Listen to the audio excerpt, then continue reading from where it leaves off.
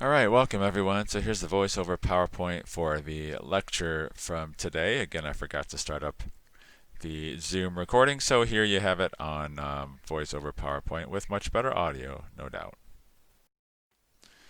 Just a reminder, yes, you get to see the silly GIF one more time. There's a young woman and a fish. Fish is celebrating or dying, I'm not sure which, getting ready for the midterm celebration on Thursday. So try to be the young lady who's celebrating and happy and not the fish who's dying. No, I'm sure you'll all do very well. Enough of that. So today we're shifting gears in the course a little bit to talk about productivity, and that begins with the bottom of the food web, with algae and grazing. So autotrophs in streams come in three varieties. We have aquatic macrophytes, which are rooted plants, rooted vascular plants. We have phytoplankton, which is single-celled organisms that float in the water.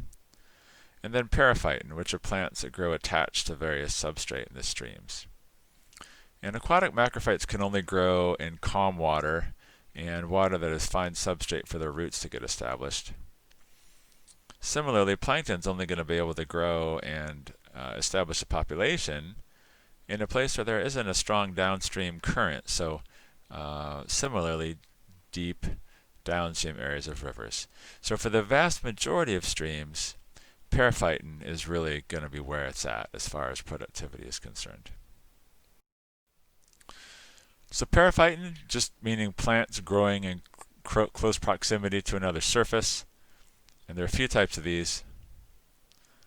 So epipelon is the periphyton that grows on mud. Epilithon, by far the most abundant, the periphyton that grows on rocks. Episalmon, that grows on sand. And then epiphytes, of course, are plants that grow on other plants, and we see this in the terrestrial realm as well. And again, epilithon by far is the most abundant variety of producer in streams. So there's a few different growth forms of this algae. So filamentous algae, these are single-celled algae that grow by connecting to each other and making these long strands. This is actually a picture of my son in Nepal with some big bunch of filamentous algae. And it's really interesting. In the hot season before the monsoon, you get these really thick mats of filamentous algae growing, and you get fish like this needlefish species to the left that lives in the middle of them and feeds on invertebrates and other small fish. Then, of course, the monsoon comes along and washes all this stuff out, and who knows where those fish go, but that whole ecosystem in the filamentous algae is gone.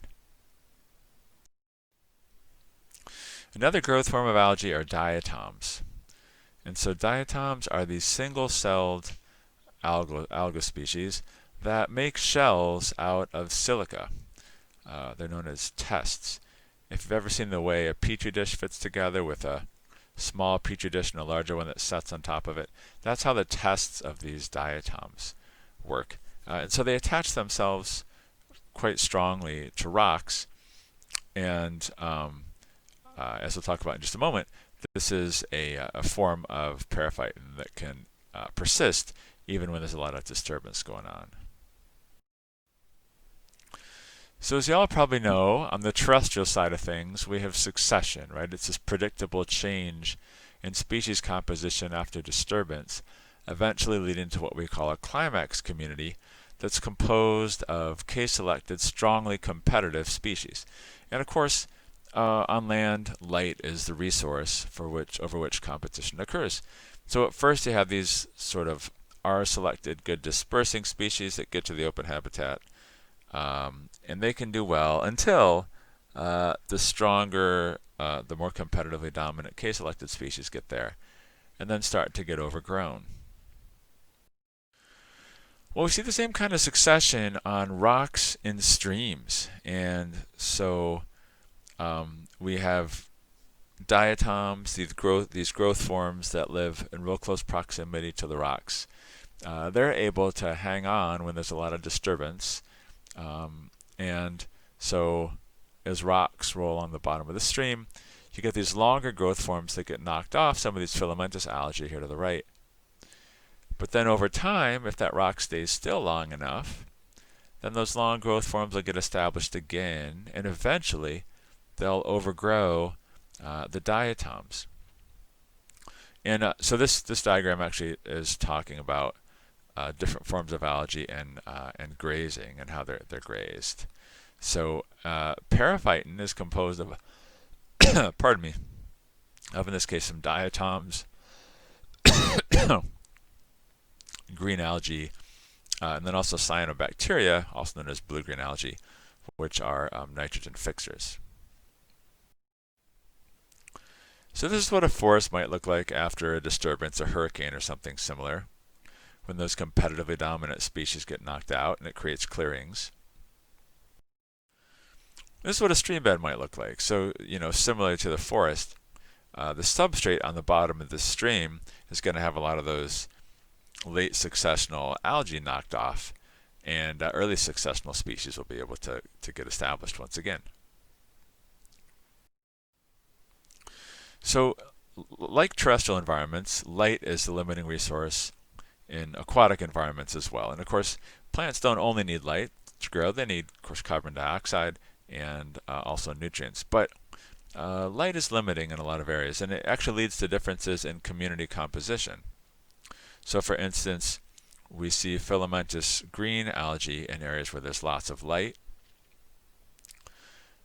whereas in areas of lower light, where these filamentous green algae aren't able to get established, those are areas where we can see diatoms and cyanobacteria. So species of periphyton, or growth forms of periphyton, vary in their ability to utilize light. So one of the big questions in ecology in general is, what limits productivity of ecosystems? And so we can talk about top-down, that is by grazers, versus bottom-up, that is by nutrient level, control of primary producers. And one of the classic papers that dealt with this was published back in 1960. And these authors are very modest. They said their logic used is not easily refuted. You can be the judge of that. But essentially what they said was that competition is going to exist among members of trophic levels. This is, Thomas Malthus's idea about competition over resources and the point of crisis when there isn't enough to go around. So competition must necessarily exist among the members in each trophic level. But they were studying terrestrial ecosystems, and they said, herbivores are not usually food limited. The reason for that is because, as they put it, the world is green. There's food left on the table. So they are likely to be predator limited. So they laid out the argument kind of like this. We start with the assumption that the number of organisms in a trophic level can be limited by either the resources they feed on or by the individuals in the trophic level above them that feed upon them. So for instance, herbivores in this 3 trophic level food chain can have their population size limited by either the abundance of producers to feed on or by the predation pressure from carnivores. So these authors argued that on the terrestrial realm, most food chains have about 3 trophic levels. They have their producers, they have the herbivores, might be deer for instance, and they have their carnivores, wolves for instance. And so when you look at a forest and you see that it's green, that's essentially food left on the table.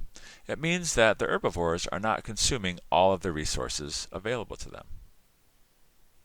Well, why is that? Okay, So, if we start with the assumption that each trophic level is limited by either predation or competition for resources, we start at the top of the food chain. And so these carnivores cannot be limited by predation because there's nothing above them that consumes them.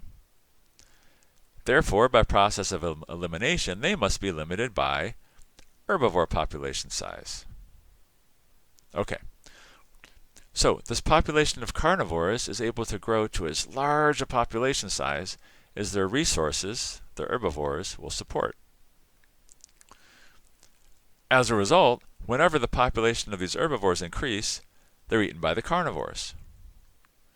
So herbivore populations, on the other hand, are limited by predation from carnivores.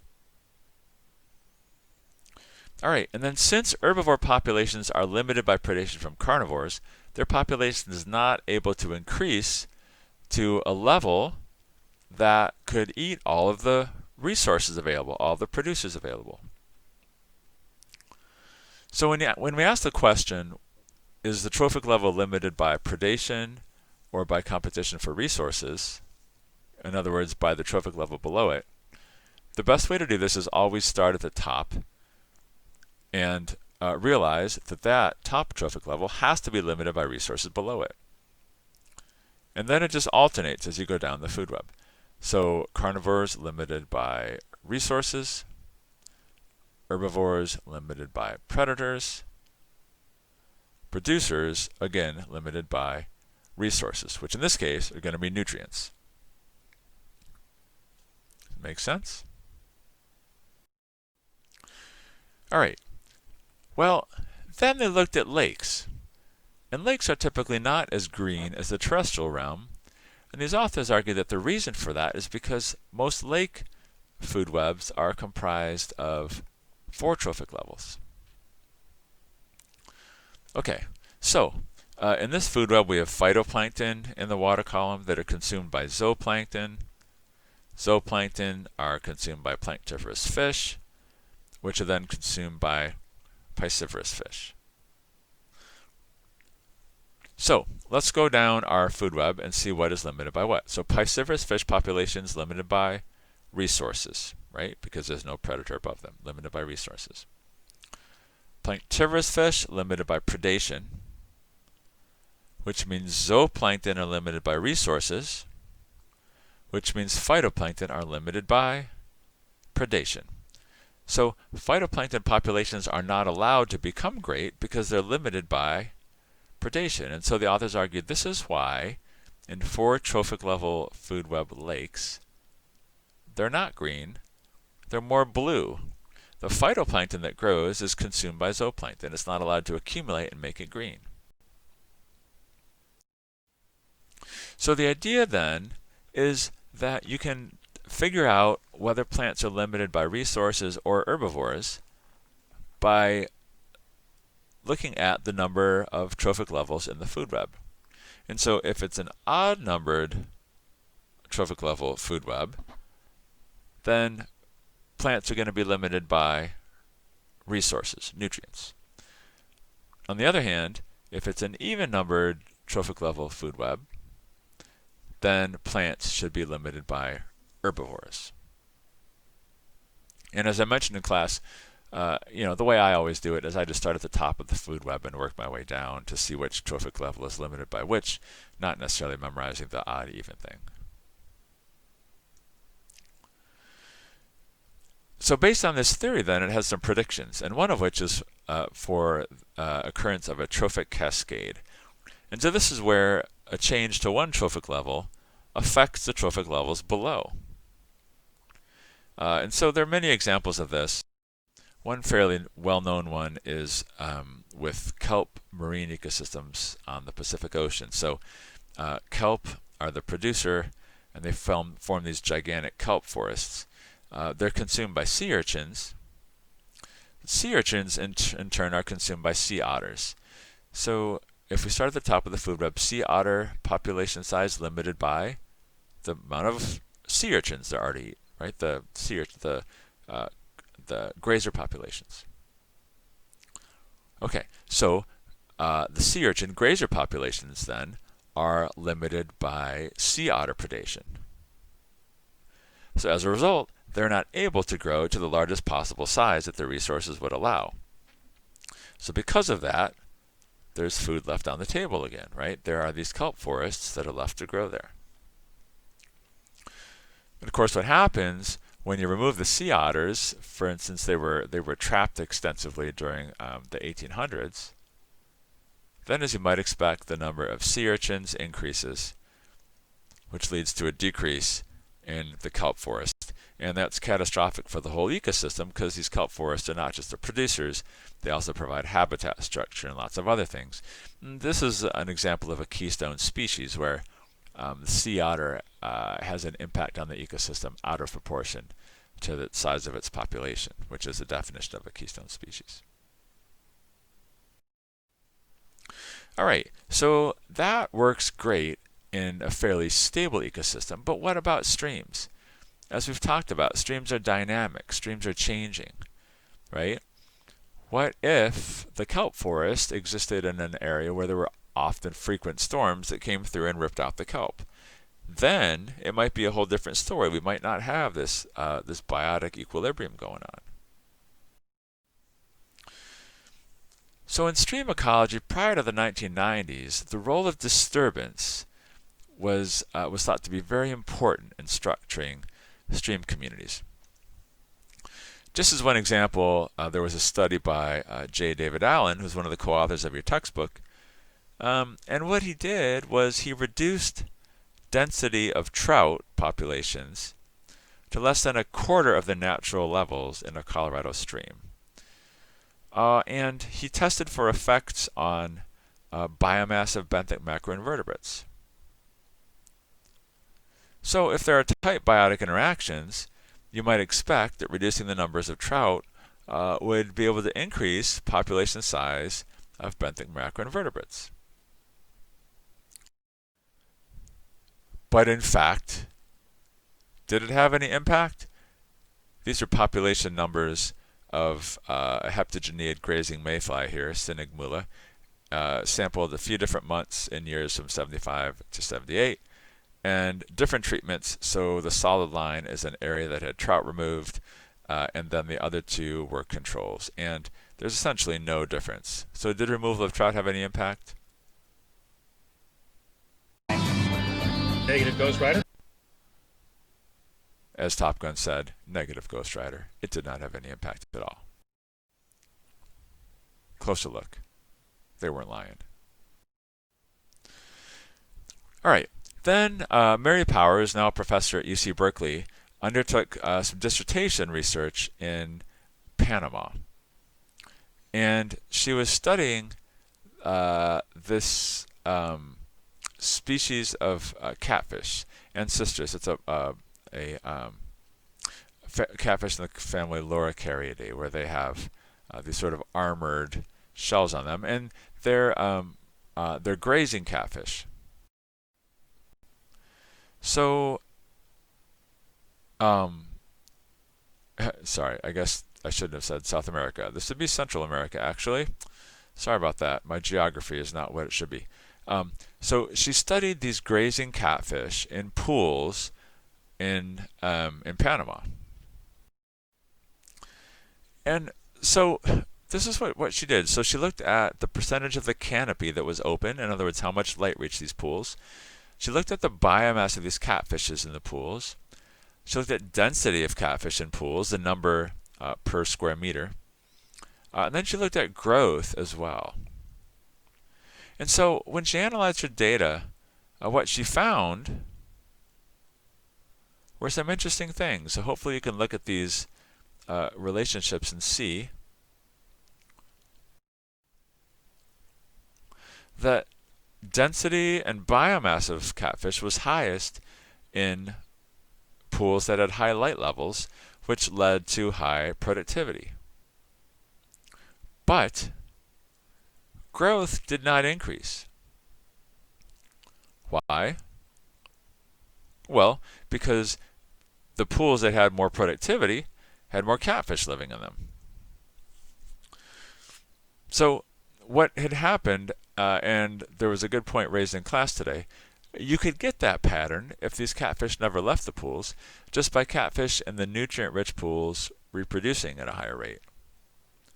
But in fact, what happened was these grazers were constantly moving among these patches of food and evaluating the resource levels. And so when they saw more resource levels available per individual, then they went and hung out there. This is what's known as the ideal free distribution. And this happens where you have, in this case, grazers, but any kind of consumer that's moving among different habitat patches and is able to accurately evaluate the resource levels in those patches. So, yeah, but that results in no differences in growth, right? Because in more productive pools, there's simply more fish there. So the per capita resources are equalized. One final thing that she found, she looked at catfishes of different lengths, different size classes, and looked at the depth that they occupied, and found that the smallest catfishes were in the shallowest water, whereas those larger catfishes got out of the shallow water. The reason for that is because of scary things that are going to eat you in the shallow water. There are predatory birds around. And so the catfish, in addition to evaluating the resource levels from pool to pool, had to be a little bit careful of being predated when they were in the shallow waters. All right, so Mary Power then moved to Briar Creek in Oklahoma and did some postdoctoral research there. So she asked the question, could you have the same thing happening in North American streams? Could you have grazing organisms that that are tightly linked with resource levels? So the ecosystem in these streams was a little different. Same thing. So algae growing on rocks, and then we had the central stone roller, the fish in the middle, a fish that we've seen at our sites. And these central stone rollers were consumed by largemouth bass, so it's a 3 trophic level food web. And so what she did was she surveyed all these pools by snorkeling through them, counting the number of bass in these pools, large bass in these pools, then counting the number of stone rollers in these pools, and then documenting whether filamentous green algae was abundant or scant or absent. And so if you look at it here, what you find is that pools that had bass, with very few exceptions, did not have stone rollers. Pools that had stone rollers did not have filamentous green algae. So it's kind of a neat example of documenting a relationship in a completely different part of the world, but with a similar dynamic, right? That there was a fairly tight relationship between these stone rollers and the algae. So take-home message here. Here comes the stone roller, eating algae. Here comes the bass. There goes the stone roller. It's out of the pool. Not eating algae anymore. So they also plotted algal height of algae growth in pools that had stone rollers, genus Compostoma, versus those that had bass. And it's like you might expect that pools that had bass had higher growth of algae than pools that had stone rollers. So again, there's a fairly tight relationship here between productivity and grazers. How about new? Yes. Sorry. That was an answer to the question. Did central stone rollers stick around when bass were present? Dr. Evil just had to answer that. All right. So there was a review article published in 2002 where Hillebrand looked at 85 experiments examining nutrients, grazers. What's going on? Are bottom-up forces most important? Are top-down forces most important? What plays a greater role in limiting productivity? And so, I picked up this paper. I'm like, all right, good. I want to know which one is most important. Well, both are important.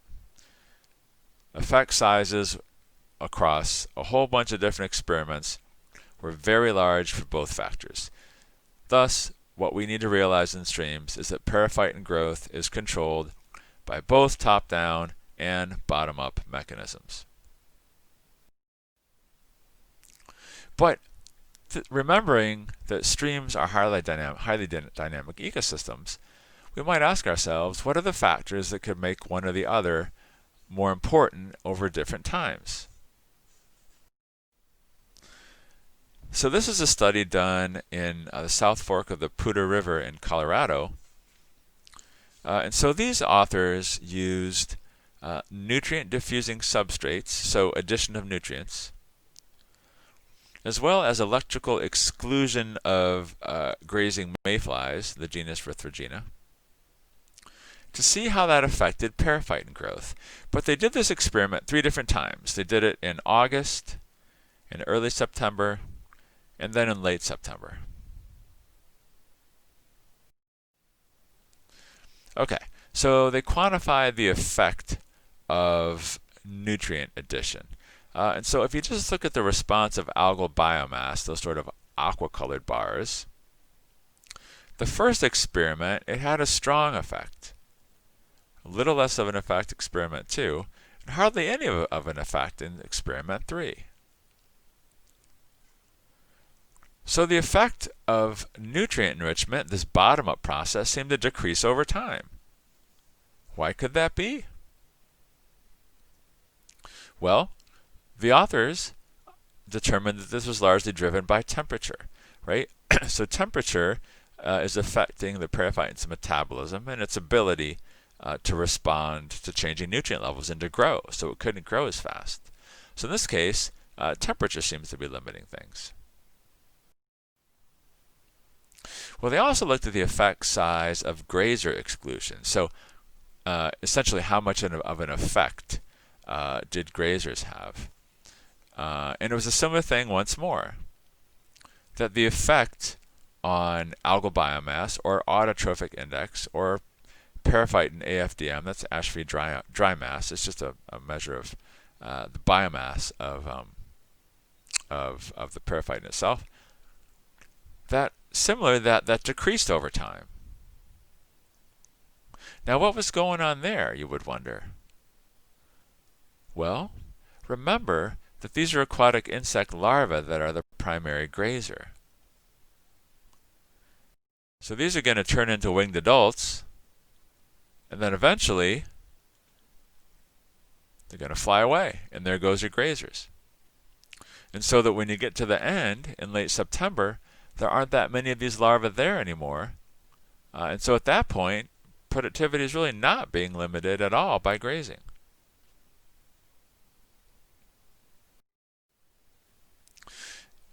So, y'all might be able to come up with some other factors that would determine when these top-down versus bottom-up factors are most important, but certainly disturbance could play a role as well, right? Because if we don't have much algae growing at all, because there's been a disturbance that scraped a lot of the algal cells off, for instance, then we potentially might not find as much of a role of grazing, but potentially nutrients could play a role.